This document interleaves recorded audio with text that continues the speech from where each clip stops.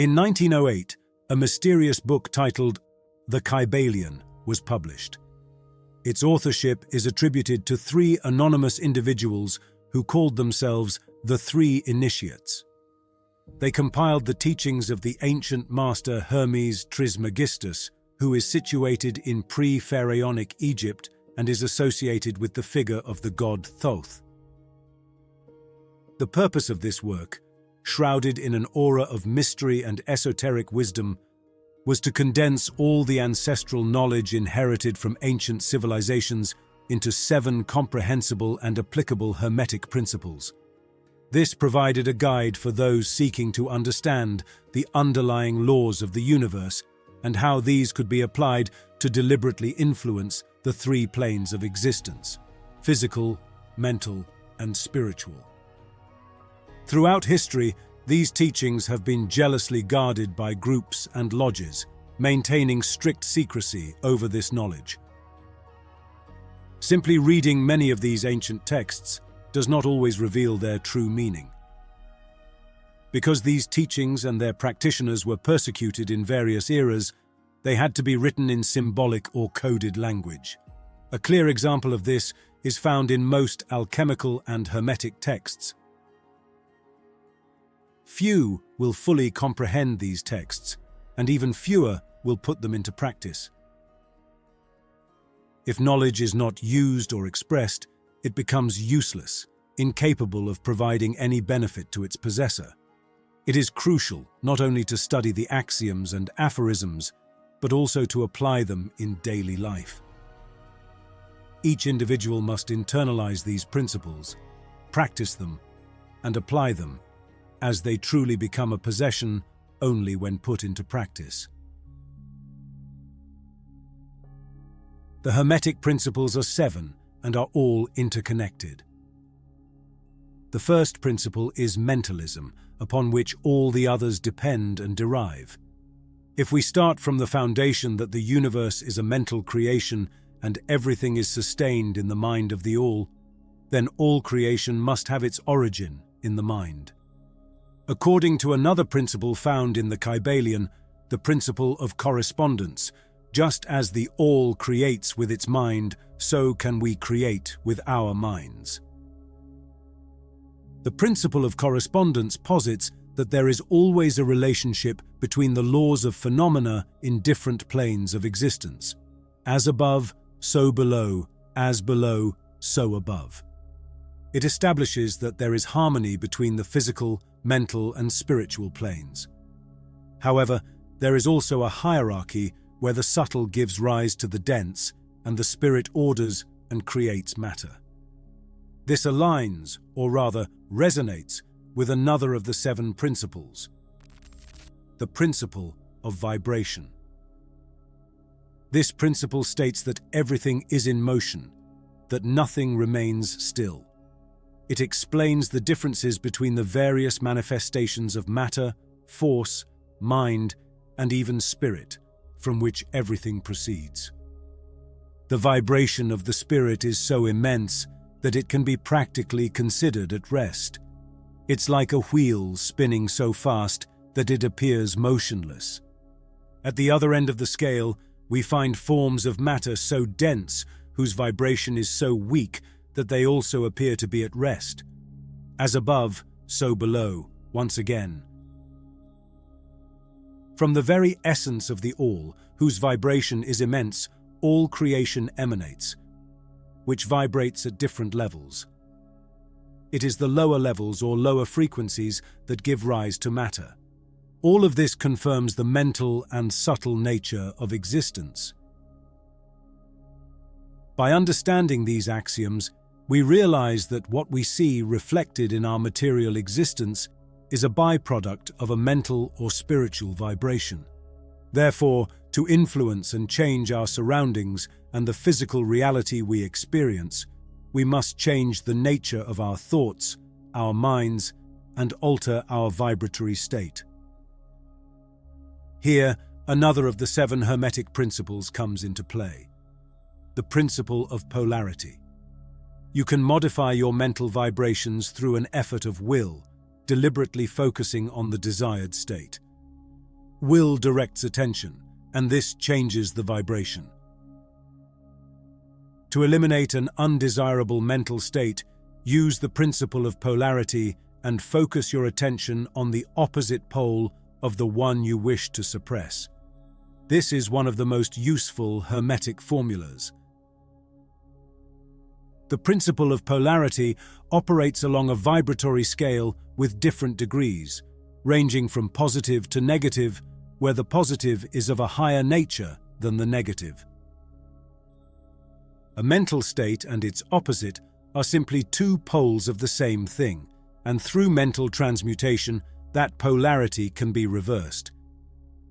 If one experiences fear, it is futile to try to suppress it.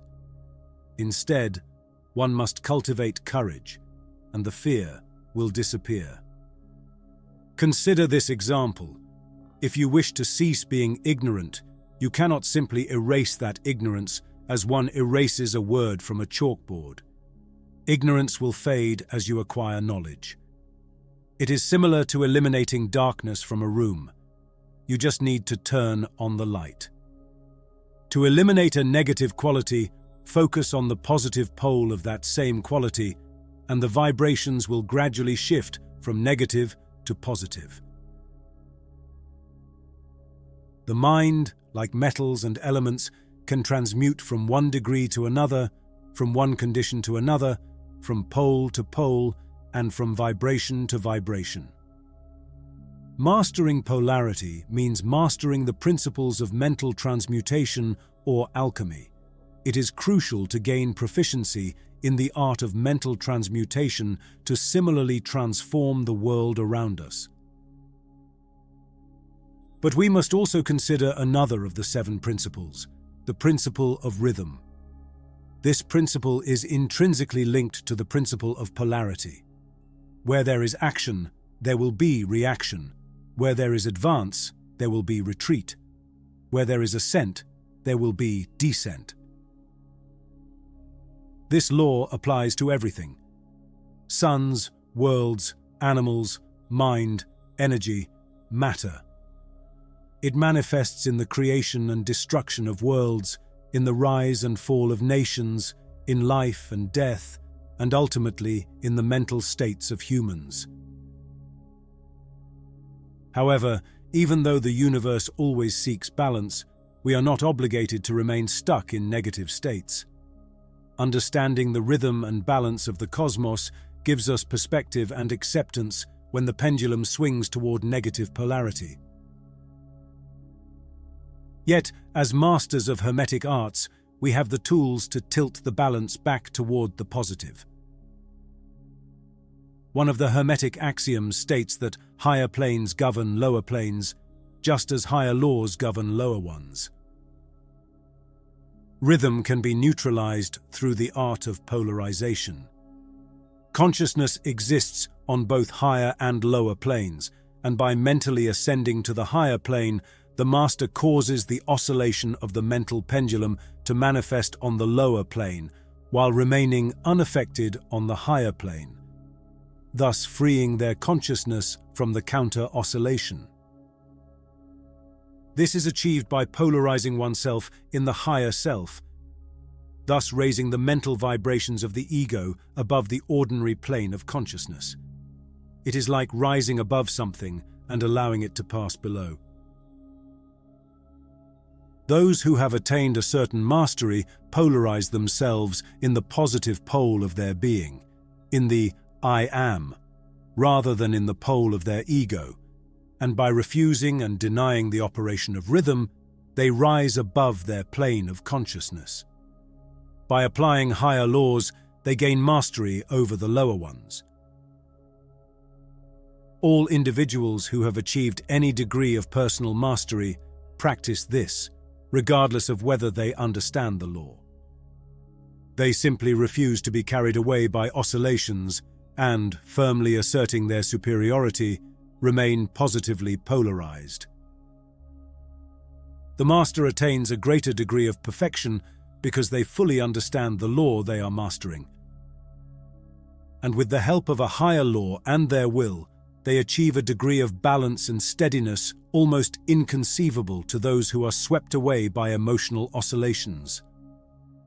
They understand that everything on the lower planes is dual in nature, and by using their mind, they overcome adversities. They know that, ultimately, everything is Maya, a mental creation of the All, where the being experiences itself in countless forms and consciousnesses. They also comprehend that they are not just a creation of the All, but part of it. They are essentially divine, a fractal of the All or the Source, an eternal spirit incarnated in this material existence to evolve, experience, and remember itself. They know that, by the principles of fractality and correspondence, they also have the power to create and shape their own reality with the mind. Behind the teachings transmitted by various masters and ancient cultures such as Hinduism, Buddhism, Hermeticism, or even Jesus of Nazareth, lies the principle of the mental or spiritual nature of the universe. If the universe is mental, it is easy to deduce that mental transmutation must modify and transform the conditions and phenomena of the universe, and that the mind must be the greatest power we have to affect these phenomena, to transmute our lives.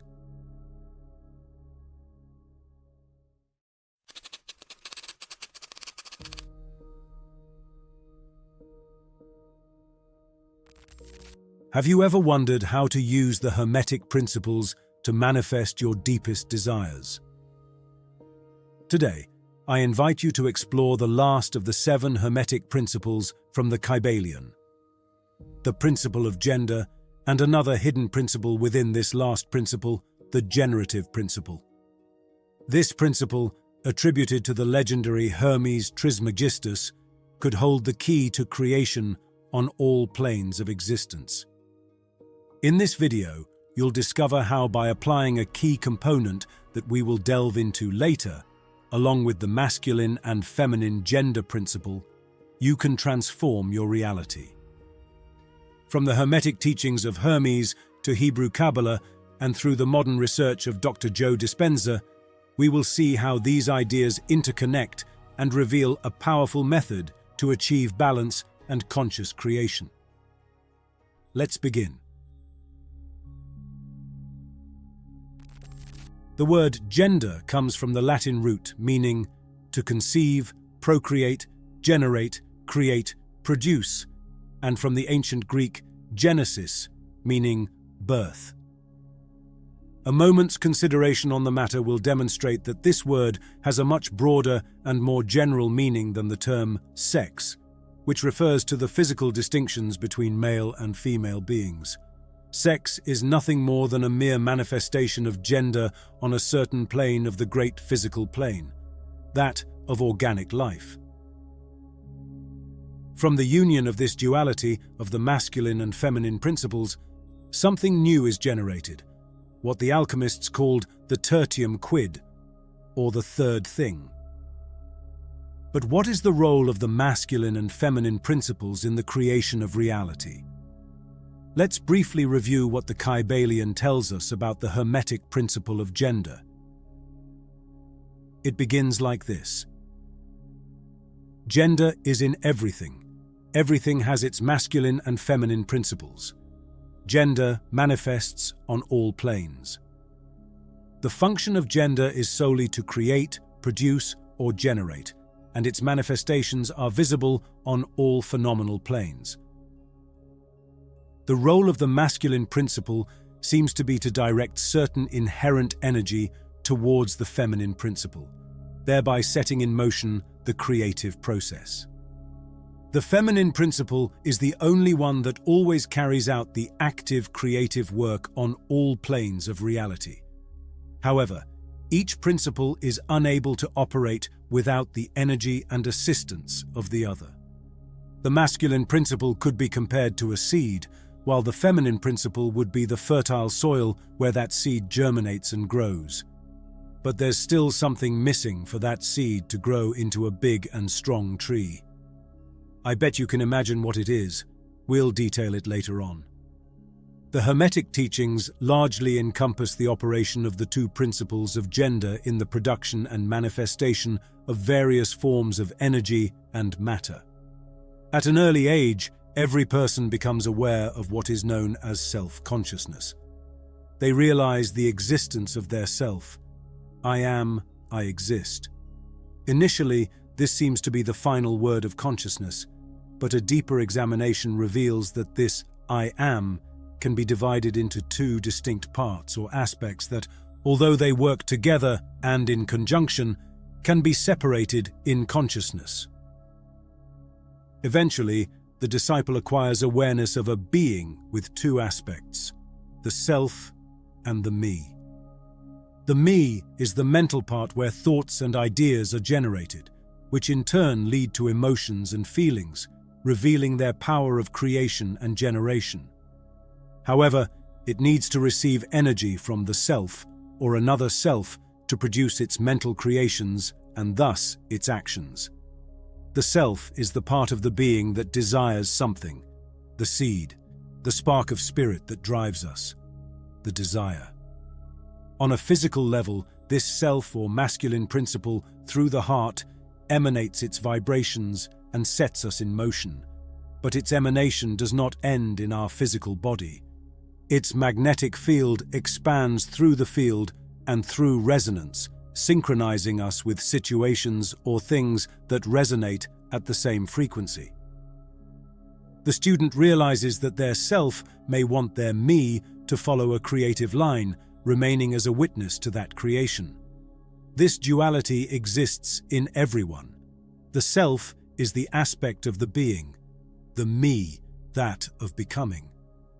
Becoming is the process by which something is made or comes into being. The principle of correspondence operates here as in the creation of the universe. As above, so below, as below, so above. But how do these principles apply in the physical plane, and how can we use them to our advantage to manifest what we desire in our material existence? When we consciously apply the principle of gender and achieve the masculine and feminine principles working together, we can generate and create something new. Some authors, like Mark Passio, refer to an eighth principle, which can be seen as a hidden aspect within the principle of gender, the generative principle. This principle derives from the principle of gender and emphasizes that to create anything new, there must be balance and interaction of both masculine and feminine principles, and something even more fundamental: care. Care is what will make the seed we plant in fertile soil grow and develop. No matter how healthy the seed is or how many nutrients the soil has, without the necessary care, the seed will never thrive, especially in the early stages. Most people tend to primarily use their feminine principle, living according to the ideas of others and allowing other minds, the environment, the media, etc., to plant their seeds in our minds, turning us into their fields of cultivation. Instead of using their own will and masculine principle to consciously generate their reality, they act passively, and that masculine energy is taken over by the will of others. Sometimes this happens without malicious intent, due to magnetic personalities with very powerful masculine energy influencing minds around them. However, in many cases, it's a deliberate action by those in power to keep us exactly where they want us, ignorant and unaware of our own power of creation.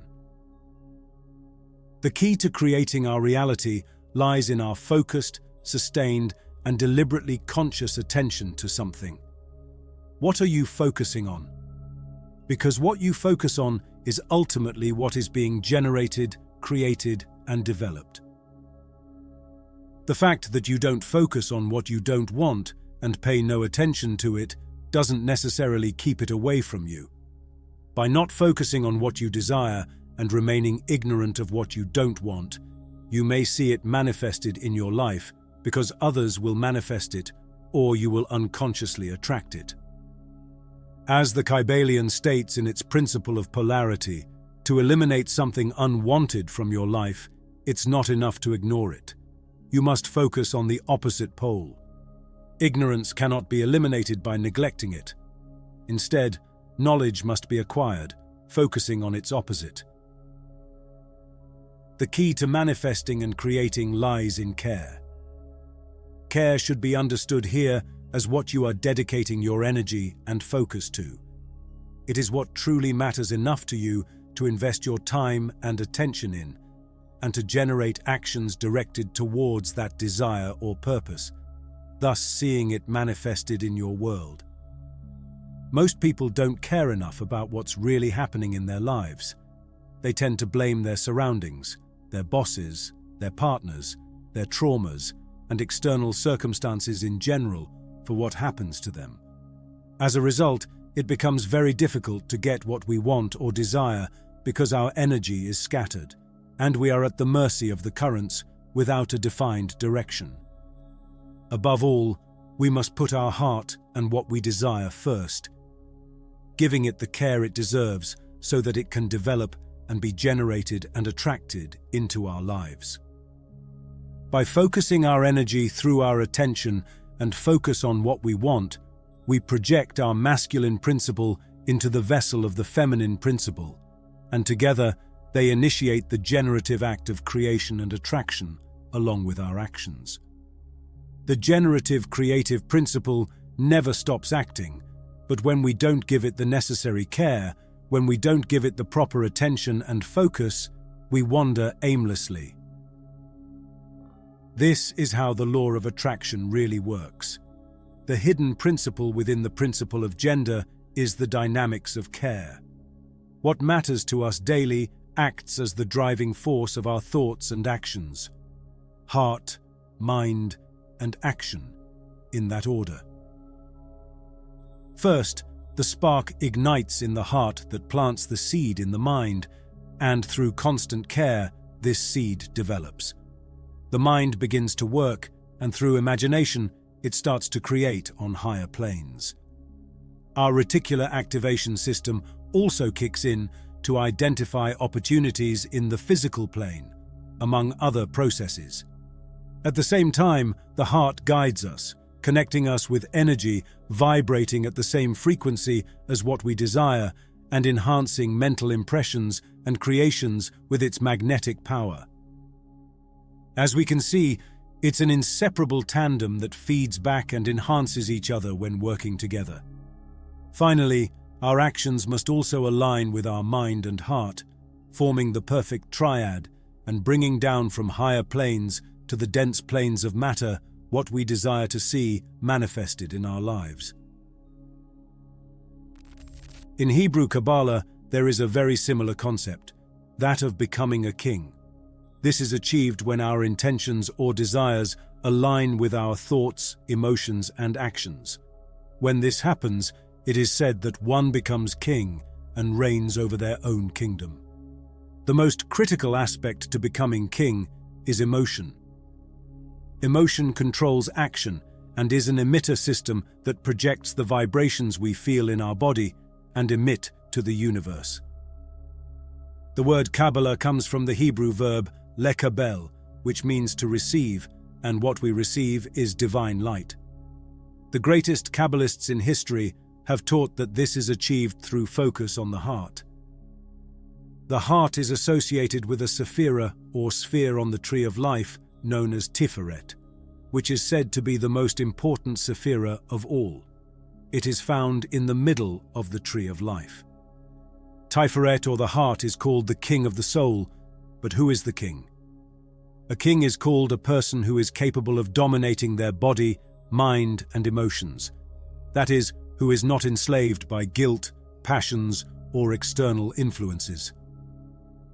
Tiferet, the king or the heart, is the midpoint of the balance column, which means that the key is to balance every aspect of life and soul.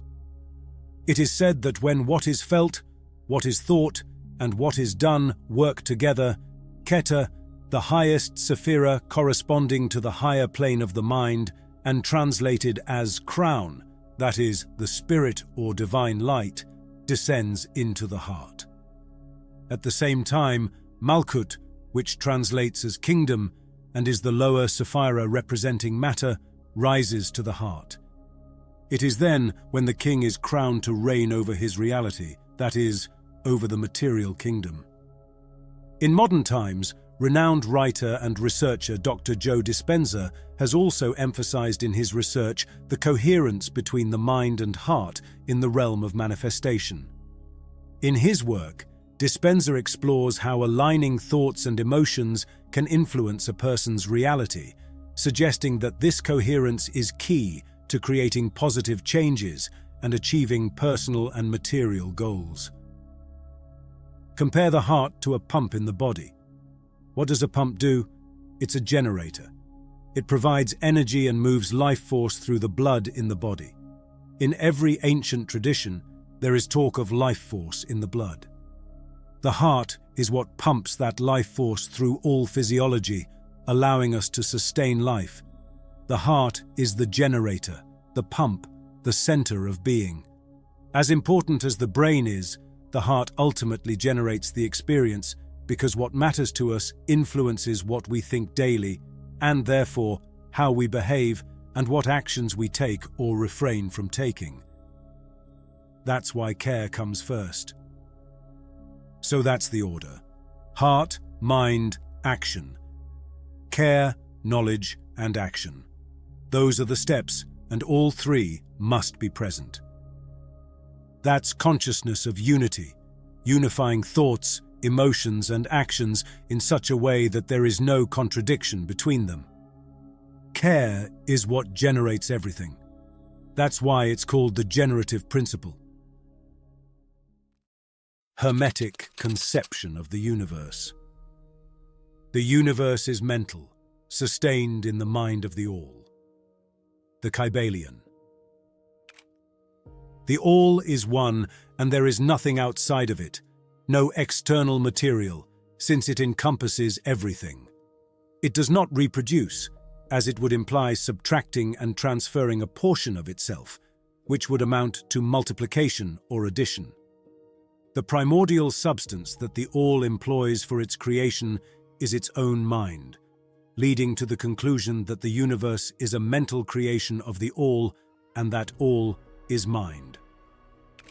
Let us consider another of the principles of the Kybalion, the principle of correspondence, which postulates, as above, so below, as within, so without.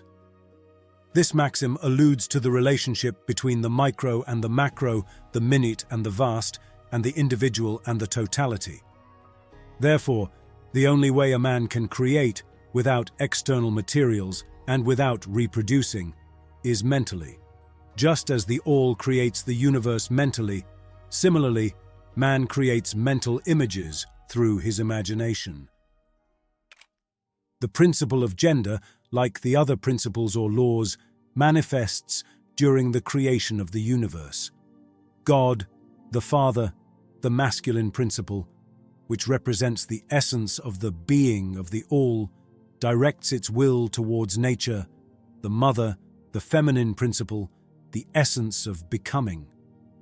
This initiates the process of the universe's evolution, which spans from the most elemental particle to the most evolved beings, including humans.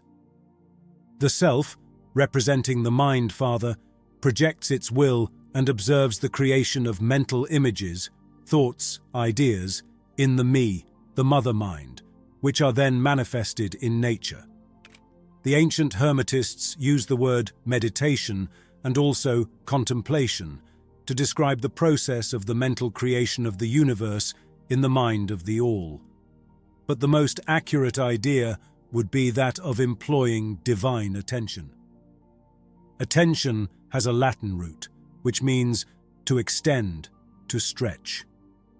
The act of attention is truly a mental extension of the mental energy of the whole. In the all we live, move, and exist, matter is simply matter to us while we reside in the material plane and can exert control over it, as many masters have done, to a greater or lesser extent. This is achieved by applying higher forces. We overcome the lower laws by applying higher laws, and only in this way. He who grasps the truth of the mental nature of the universe is well advanced on the path to mastery. Without this master key, mastery is impossible, and the student calls in vain at the many doors of the temple. The Kybalion. It is said that anyone who acquires this master key with this understanding finds supreme power. This power grants a person the authority to influence their reality and shape their life dynamically and purposefully.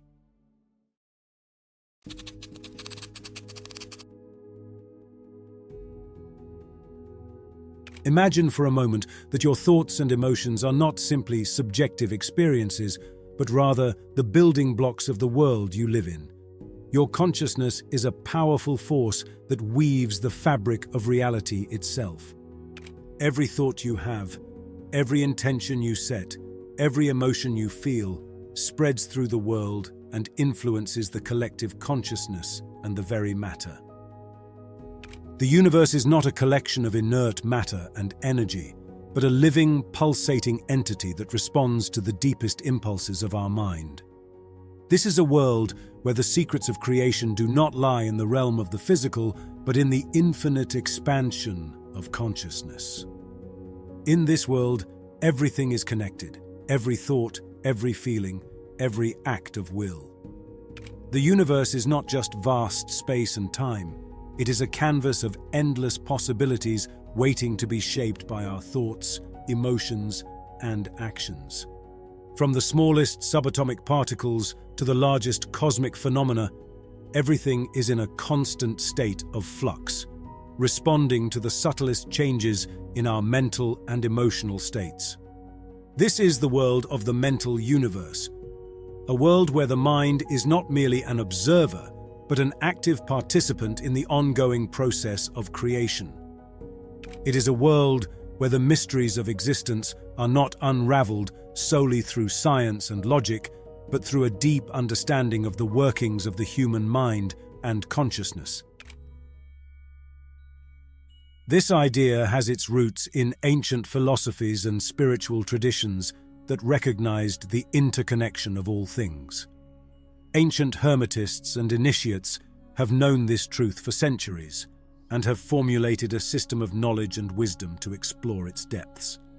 They understood that the universe is not a collection of separate and isolated entities, but rather a holistic system where each part is intimately connected to the whole.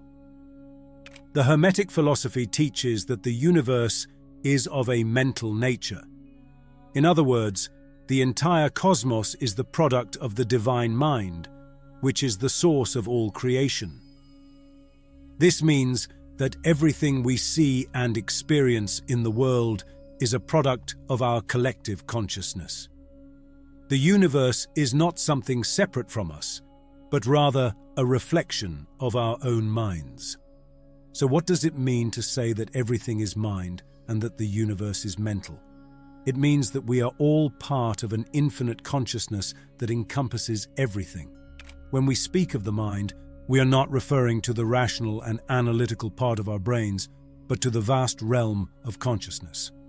A higher level of consciousness that transcends individual thought and extends to the totality of existence.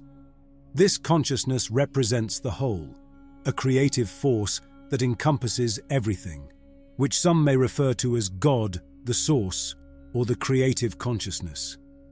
Every thought, every emotion, every sensation, every experience is ultimately a manifestation of this universal mind. And when we say that the universe is mental, we are acknowledging that the cosmos itself is the product of this consciousness.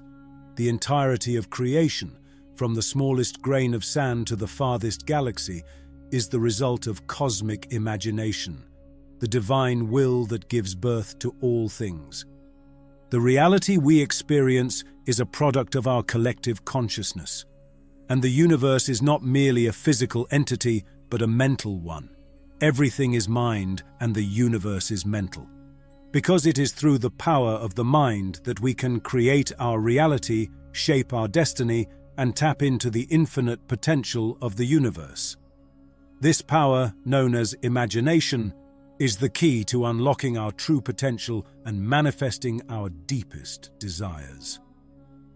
As the great author and teacher Neville Goddard said, "Imagination is the power by which you create reality. God is imagination. Imagination is the power by which we create our reality." Our thoughts and our imaginations are two sides of the same coin of creation.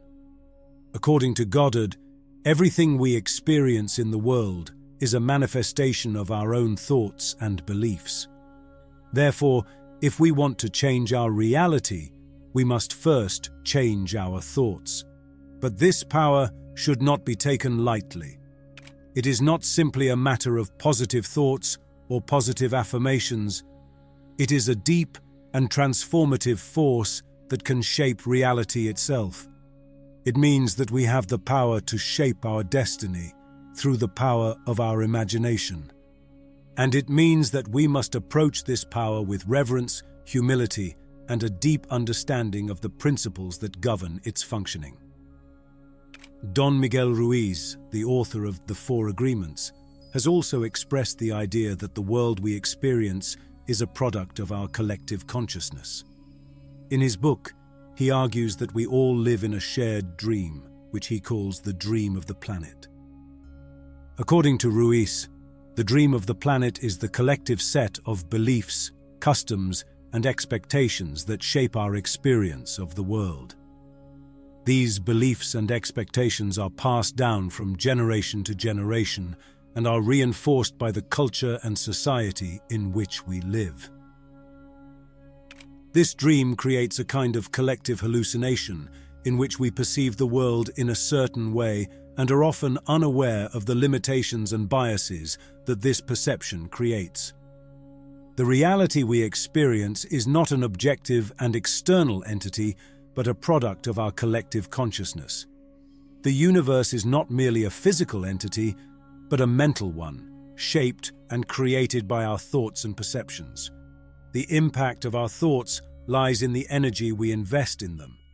They acquire meaning only through our active attention. As we immerse ourselves in specific thoughts, the emotions they evoke become tangible. This emotional change guides us toward a specific emotional realm, shaping our subsequent actions. For example, constantly surrendering to the notion of personal failure and giving it undue attention leads to a cascade of negative feelings: discouragement, insignificance, and despair. This repetitive commitment could even escalate to a state of depression. The physiological response to such a mental state is notable: a hunched posture, drooping shoulders, and an obvious lack of self-confidence. In contrast, when we direct our focus to empowering thoughts, they serve to strengthen our self-confidence.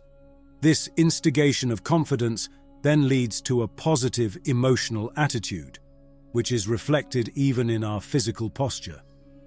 Standing tall, radiating positivity, and emitting energy become evident manifestations of this elevated emotional state. But there is much more. Turning frustration into delight, impatience into patience, animosity into affection, conflict into serenity, sadness into joy, and similar transformations, these are the desirable attributes we aspire to achieve. However, despite our longing for positivity, we often allow discomforts to disturb us and struggle in vain with situations that are beyond our control. Interestingly, around 90% of our negative thoughts never manifest. Yet we still find ourselves being carried away by these negative thought patterns. Each time we enter one of these negative thought patterns, we have to become aware of them by observing them closely and realizing that that negative mental situation or scenario will never happen as is or is directly false. Utilizing the principle of polarity, we can focus on the opposite pole of the negative thought we wish to dissolve. As mentioned in the Kybalion, to destroy an undesirable mental vibration, put into operation the principle of polarity and concentrate on the opposite pole you want to suppress. Eliminate the undesirable by changing its polarity. Through this mental transmutation, we have the ability to invert or expel these negative thoughts. We can replace them by directing our attention to different thoughts or external activities, such as immersing ourselves in nature or engaging in activities that elevate our mood. The philosophy of Hermeticism explores various aspects of mental transmutation. This concept encapsulates the idea of remodeling our thoughts to refine, cleanse, elevate, and ultimately improve both our mental landscape and our life path. Called mental transmutation or sometimes mental alchemy, this process harnesses the potential of our cognitive capacity to metamorphose ourselves and our circumstances, altering their form, appearance, or nature, often elevating them to a higher state.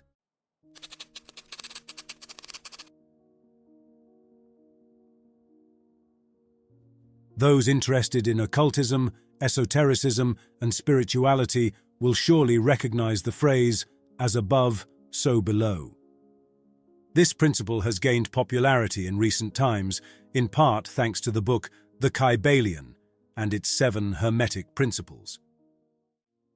However, this maxim, at the very least, dates back to the Emerald Tablet, an enigmatic text that was possibly inscribed on a fragment of emerald crystal or a green rock. It is believed to be over 2,000 years old. The authorship of the Emerald Tablet is attributed to Hermes Trismegistus, a legendary figure who merges aspects of Greek and Egyptian mythology. The narrative holds that Hermes was, in fact, the Egyptian god Thoth. He is considered the greatest sage of antiquity and is credited with the authorship of numerous writings on alchemy, astrology, magic, and Hermetic philosophy. The title Trismegistus means thrice great, indicating his mastery over the 3 planes of existence: physical, mental, and spiritual. The content of the Emerald Tablet focuses on esoteric and alchemical teachings that address fundamental principles of the universe and the human being. These teachings are imbued with symbolism and allegory, which has led to diverse interpretations over time. The purpose of the Emerald Tablet is to convey knowledge about the nature of the cosmos, the human mind, and the pursuit of spiritual wisdom. It is believed that the text contains instructions for spiritual and alchemical transmutation, guiding the seeker toward a deeper understanding of themselves and the universe. Furthermore, it has been considered a compendium of universal principles that govern both the macrocosm and the microcosm, promoting the idea that as above, so below. The Emerald Tablet begins thus: "That which is below is like that which is above, and that which is above is like that which is below, to accomplish the miracles of the one thing." When reading these lines, one might attribute to the world a dual nature, the great and the small, the above and the below. However, upon deeper reflection, these lines underscore the idea that there is a fundamental interconnectedness between all things in the universe, a unity from which everything originates. This principle suggests that patterns and phenomena observed in one realm of existence are reflected in another, creating a kind of harmony or balance between different levels of reality. When we say, "as above, so below," we mean that the patterns and dynamics observed in the larger macrocosmic world are mirrored in the smaller microcosmic world, and vice versa. For example, the way celestial bodies move and interact in the cosmos can be seen as analogous to the way atoms and particles behave at the quantum level. The behavior of particles in quantum physics remains a mystery to this day. For instance, quantum entanglement, or the observer effect, suggests that the subatomic world behaves in a mysterious manner. Quantum entanglement is a phenomenon in quantum mechanics where 2 particles can be so intimately connected that the state of one of them is instantly related to the state of the other, even if they are each at the opposite end of the galaxy. This means that if one of the particles is altered, the other is instantaneously altered as well. This implies an interconnection of all things in the universe that transcends space and time, since it happens instantly. Spiritual traditions worldwide recognize the inherent unity of all existence and emphasize the interconnectedness of all living beings. Phenomena such as telepathy and premonitions among beings who have a familial bond would be entirely understandable by applying this view. On the other hand, the observer effect in quantum mechanics suggests that observation influences the properties of a quantum system. The observer modifies the observed. If we take this Hermetic principle as true, as above, so below, then the properties of the quantum world, the micro, would also be applicable to our perceptible world, the macro. This relationship implies that the human mind, through processes such as observation and imagination, plays a significant role in how reality manifests. In other words, by combining this ancient Hermetic wisdom with quantum physics, we can conclude that concepts like the law of attraction or the law of assumption are true and applicable. If simply by observing, one can influence matter at the subatomic level, similarly, one can influence our physical world through the use of our minds and imagination. The way we perceive and interact with the world around us can influence the events and circumstances that unfold in our lives, reflecting the principles of cause and effect seen in the cosmos. Concepts like synchronicity, popularized by the Swiss psychologist Carl Jung, emphasize the meaningful coincidences that occur between our thoughts, feelings, and external events. This perspective suggests that there is a correspondence between our internal mental state and the external world, as above, so below, and as within, so without.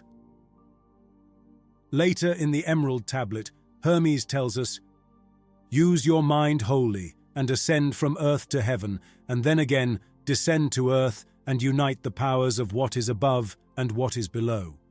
Thus, you will gain glory in the whole world, and darkness will flee from you at once. This has more virtue than virtue itself, because it controls all subtle things and penetrates all solid things. This is how the world was created. This is the origin of the wonders found here. This is why I am called Hermes Trismegistus, because I possess the three parts of cosmic philosophy." By uniting the powers of what is above and what is below, Hermes indicates the importance of integrating both earthly and celestial aspects in the pursuit of enlightenment and glory. This suggests that by understanding and working in harmony with the principles of both the material and spiritual worlds, one can achieve a deeper and more transcendent state of realization. Hermes asserts that this path has more virtue than virtue itself because it allows one to control all subtle things and penetrate all solid things. This can be interpreted as an affirmation that mastery of the mind and understanding of universal principles grant a power beyond the ordinary, capable of influencing all aspects of existence. Finally, Hermes identifies this philosophy as the way in which the world was created and the origin of the wonders found in it. In doing so, he claims his title of Hermes Trismegistus, suggesting that he possesses profound knowledge in the three parts of cosmic philosophy: mind, spirit, and matter. In summary, Hermes invites us to explore the full potential of our minds and our connection with the universe to achieve a state of higher realization and understanding. From a cosmic perspective, all our actions and aspirations become sacred, reflecting the greatness of the divine in each of our pursuits in life. In this sense, the simple act of existing becomes an expression of the sacred, as we are imbued with the very spark of the transcendent. In the spiritual realm, it's crucial to avoid the tendency to belittle our everyday needs and aspirations. recognizing that each pursuit, each longing, is part of our human experience and therefore deserves to be valued and respected. Often, we find ourselves trapped in the dichotomy between the material and the spiritual, dividing our lives into stagnant compartments. If someone seeks economic abundance, they are typically labeled as materialistic, as if money and spirituality are at odds. However, this division is merely illusory, as we live in a world where the physical and the metaphysical are intertwined. The principle of giving each what is due, as taught by Christ, reminds us that our existence encompasses both the earthly and the celestial. This principle of correspondence is profound. By exploring it, one can find highly elevated wisdom about how the universe functions and about our own nature. In the opening lines of the Emerald Tablet, it is said, "That which is below is like that which is above, and that which is above is like that which is below, to accomplish the miracles of the one thing. As all things were created by the word of the being, so all things were created in the image of the one." What is being conveyed here is fundamental. By affirming that all things were created in the image of the one, Hermes suggests that there is an underlying unity in all of creation, and that this unity manifests in the diversity of the universe. This cosmic unity implies that all things are interconnected, and that ultimately they stem from a single primordial source.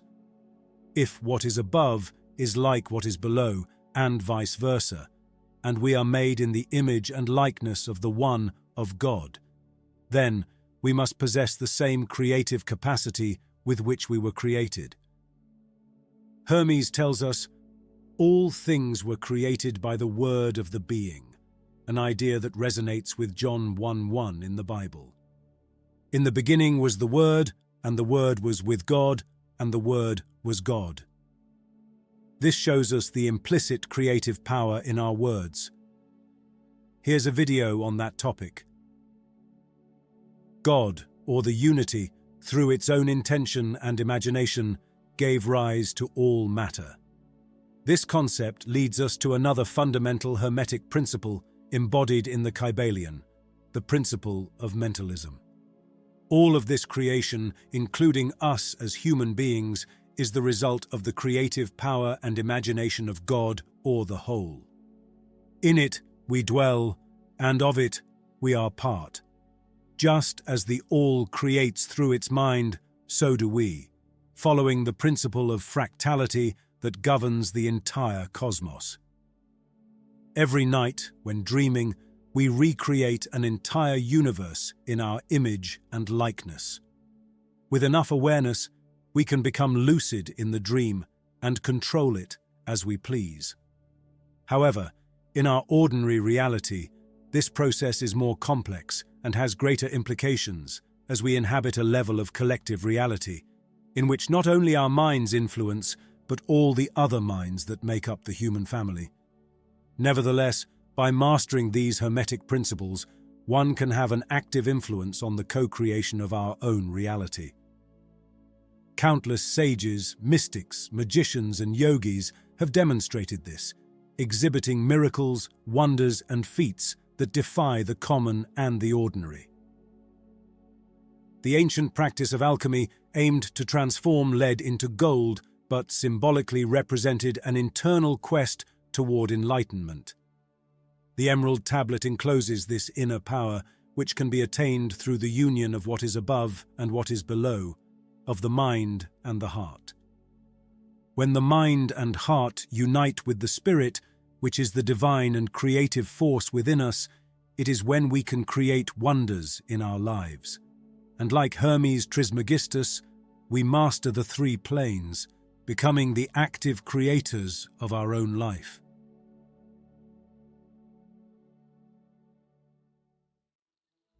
Every cause has its effect. Every effect has its cause. Everything happens according to law. Chance is but a name for law not recognized.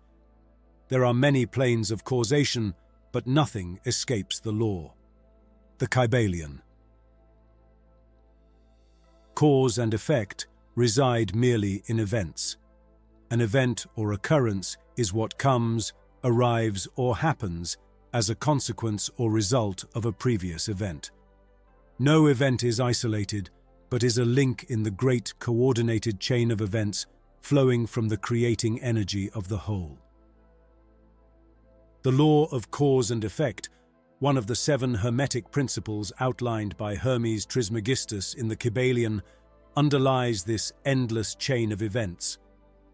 The universe is woven with infinite threads of causality, and none of us can escape its powerful influence. Everything we experience in the present has its roots in some past moment, whether we were aware of it or not, whether in this life or in another. When we attribute something to mere chance, we are simply acknowledging our ignorance of a law that governs our destiny. In reality, that event was destined to occur as a result of our own actions and decisions, conscious or unconscious. It is comforting to think that our victories are the result of our actions, but it is more difficult for us to accept that we have also sown the seeds of the adversities we face. We struggle to understand when and how we have woven the negative. However, this principle offers us the key by revealing that the causes of our experiences are diverse, some rooted in the past and buried deep in our memory. These events may have been triggered in our childhood or even in past lives. Additionally, we inherit genetic influences from our parents, grandparents, and great-grandparents, forming an endless chain. We cannot overlook the influence of the society in which we grew up, our religion, the education received, our work environment, and the people around us. These are just examples that show the diversity of factors that shape our lives. The planes of causality are formed from the places, people, and events that have molded in our minds patterns and beliefs that we consider true. Every student of metaphysics must carefully examine the set of information they have received throughout their conscious life, discerning what they choose to retain in their minds and what needs to be discarded. In this process, it is crucial to identify which thoughts have been transmitted to us by our family or society, and which we have adopted by our own choice. It is also important to remember what we thought in the past and what we have decided to think now. We always have the freedom to choose in the present moment, which is the only moment we really have. We must bear in mind that so-called free will is nothing more than the opportunity given to us to select our thoughts. In this capacity lies our true power, and so we take control of our lives. In this process of mental selection, it is crucial to be responsible and avoid falling into the trap of blaming others or external circumstances for our unhappiness. So, many avoid taking responsibility for the fact that a part of themselves generates unhappiness and misery, thus postponing the possibility of transformation and growth. Some blame the government, the economy, their partner, their family, their children, their bosses, and even the weather, humidity, heat, or cold for their dissatisfaction. As the principle of correspondence teaches us, everything that happens on the outside reflects our inner state. When something external causes us discontent or suffering, it is simply reminding us that there is an internal wound that we need to heal. Otherwise, it would not affect us. It is highly recommended to investigate the origin of current situations. For example, if we find ourselves in a period of loneliness, it is not simply due to bad luck or the lack of finding the right person for us. That loneliness holds a meaning in our life. It is a lesson we must learn. The most direct way to find answers to the conflicts we face is to ask our higher self or inner God, preferably in a state of meditation. The answers we receive are often clear and concrete, often summarized in a few words or a sensation. If we cultivate the practice of prayer and supplication, let us remember that this is only part of the dialogue with the divine. While we pray, we are talking to God, but when we meditate, we listen to His response. The key is to remain silent for a few moments after praying and pay attention to what we receive internally. When our higher self responds to our concerns and not our ego, the unmistakable signal is the peace that invades us. The vicissitudes that seem to overshadow our daily life originate from this principle of cause and effect. Throughout countless reincarnations, we have sown seeds that today germinate as our present reality. There are those who in past lives sowed generosity and now reap the fortune of their nobility, being perceived as fortunate. On the contrary, others have transgressed universal laws and find themselves entangled in problems and adversities. In this way, some are born in opulence and health, while others face adversity from birth. However, beyond the appearance or situation that we have to live, we all incarnate on this planet with the opportunity to heal ourselves and evolve in consciousness. Therefore, obstacles vanish when we have fully assimilated the lesson they provide. So, we understand that every challenge we go through is an opportunity to expand our consciousness towards new horizons of understanding.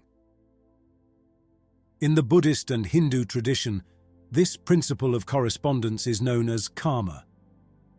Karma represents the debt we acquire with our destiny, while dharma rewards us for our past good actions.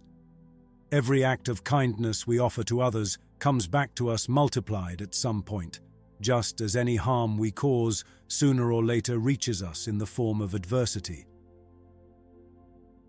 This truth is reflected in the ancient law of Kybalion described in the Bible. Eye for eye, tooth for tooth.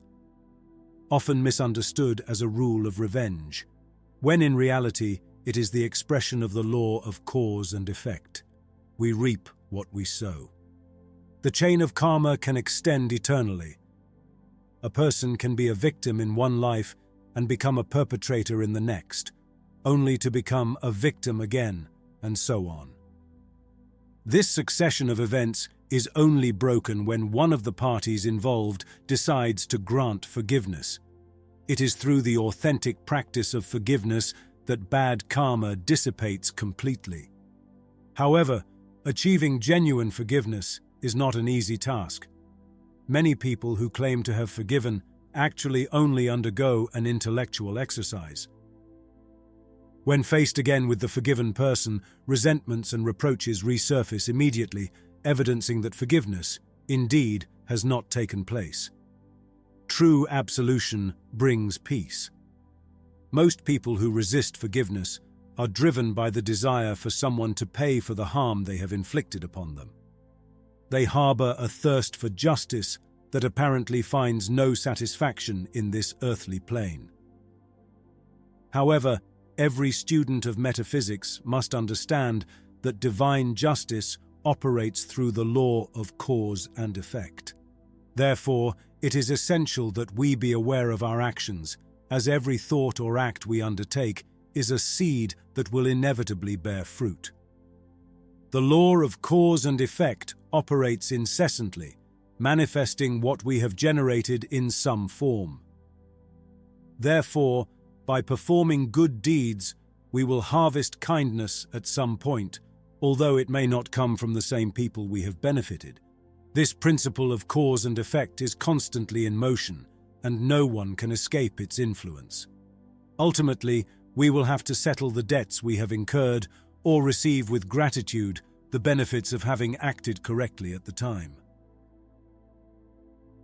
The process of settling our karmic debts is accelerated in this new era. What previously required multiple reincarnations to understand and redeem now happens in this very life. If I harm someone today, it is likely that I will have to face the consequences in the near future, not in some next life or in the next 10. This advancement in human consciousness promises an increase in the level of understanding throughout humanity. However, this process of transformation, which has already begun, will still need many years to be completed fully. In the process of this evolution, we will realize our intrinsic unity, that we are all part of one being.